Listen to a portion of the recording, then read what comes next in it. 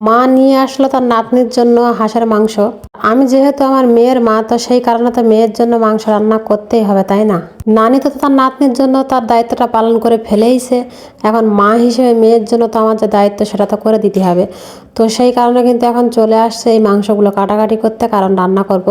আর আজকে রান্নাটা কিন্তু রাত্রেই করছি, কারণ আমার মা আসতে আসতে কিন্তু সন্ধ্যাও হয়ে গেছিলো। আর সেই জন্য ভাবছি যে হাঁসের মাংস যেহেতু ফ্রিজে রাখলে খুব একটা বেশি ভালো লাগবে না, আর যদি তার উপরে হয় মাংসে একটু তেল বেশি, তাহলে কিন্তু ফ্রিজে রাখলে একটা গন্ধ হয় তেলের কেমন। এই জন্য ভাবছি মাংসগুলো রাতে রান্না করেই নেব। আর তারপরে কিন্তু আলু কেটে নিলাম, কারণ কেন জানি মনে হয় যে আলু না থাকলে আমার মাংস খাওয়া যাবেই না। মানে লবণ ছাড়া তরকারি যেন কেমন লাগে, মাংস ছাড়া আলু আমার কাছে। কাটাকাটির পরে এবার কিন্তু নেমে পড়েছি যে গায়ে কতটা শক্তি আছে, তো সেইটার প্রতিযোগিতায়। কারণ পাটায় যারা মশলা বাটেন তারা কিন্তু সবাই জানেন যে গায়ে কতটা জোর লাগে, কারণ যতটা শক্তি আপনি এখানে প্রয়োগ করতে পারেন আপনার মশলাগুলো কিন্তু ঠিক ততটাই দ্রুত মিহি হবে এবং তাড়াতাড়ি হয়ে যাবে। তো যাই হোক, আমি মাংসের জন্য কিন্তু একে একে এখানে রসুন, আদা, জিরে, মরিচ, গরম মশলা, মানে এইগুলো সব কিছু ভালোভাবে আমি বেটে নেব। আর গরম মশলাটা বাটতে গেলে কেন জানি মনে হয় যে না, আমার কুস্তি করতে হয় রীতিমতো, মানে ভালোভাবে ফিসতেই পারি না, ফিসতে চাই না আর কি।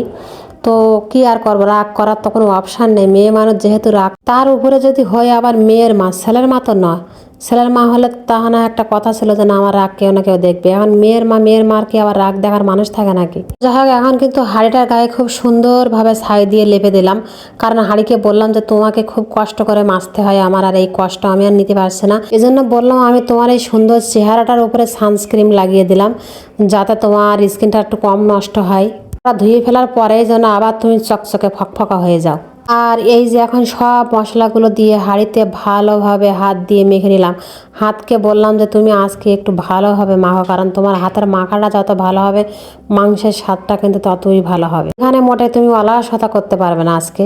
তো যাই হোক, মাখামাখি শেষে কিন্তু আলুগুলো ভাজতে আসলাম চুলায়। আর লবণ হলুদ ঝালের গুঁড়া দিয়ে কিন্তু আলুগুলো ভালোভাবে ভেজে নিলাম, আর তারপরে কয়েকটা রসুন দিয়ে আবার তেলের মধ্যে ভেজে উঠিয়ে নিচ্ছি। তারপরে ভাজাভাজি শেষে হাঁড়িকে বললাম তুমি এবার চুলোর ওপরে ওঠার জন্য প্রস্তুত, তুমি উঠতে পারো, কারণ তোমাকে উঠানোর জন্য আমার সব রকমের প্রস্তুতি কিন্তু শেষ করে ফেলেছি ইতিমধ্যে।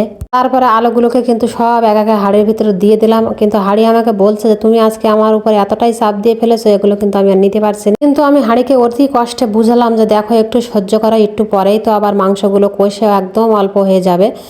সহ্য না করলে কখনো সফলতা আসতে পারে না, এটাও তুমি ভালোভাবে বুঝো, কারণ তুমি তো আমার একটা শখের জিনিস। মাংসে পানি দেওয়ার পরে মাংসগুলো যখন বলক উঠছিল তখন আমাকে বললো হাঁড়ি যে তুমি যাও, এবার তোমার ঘরের ভিতরে কি কাজ আছে সেগুলো তুমি সম্পন্ন করে আসো, তোমার মাংসের কাজটা কিন্তু আমি করে দেবো এখানে। যাই হোক, ঘরের ভিতর কিন্তু চলে আসছি ঘরের খাটটা গোছাতে।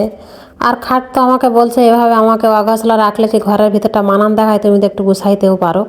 তো আমি বললাম যে আমার একটু দেরি হয়েছে আজকে রান্নার জন্য, সমস্যা নেই, আমি কিন্তু তোমাকে এখনই পরিপাটি করে দেবো সুন্দর করে, কারণ তুমি কিন্তু আমার জীবনের একটা অংশ। সংসার যখন আমার, সব কিছু তো আমার জীবনের একটা অংশ, তাই না?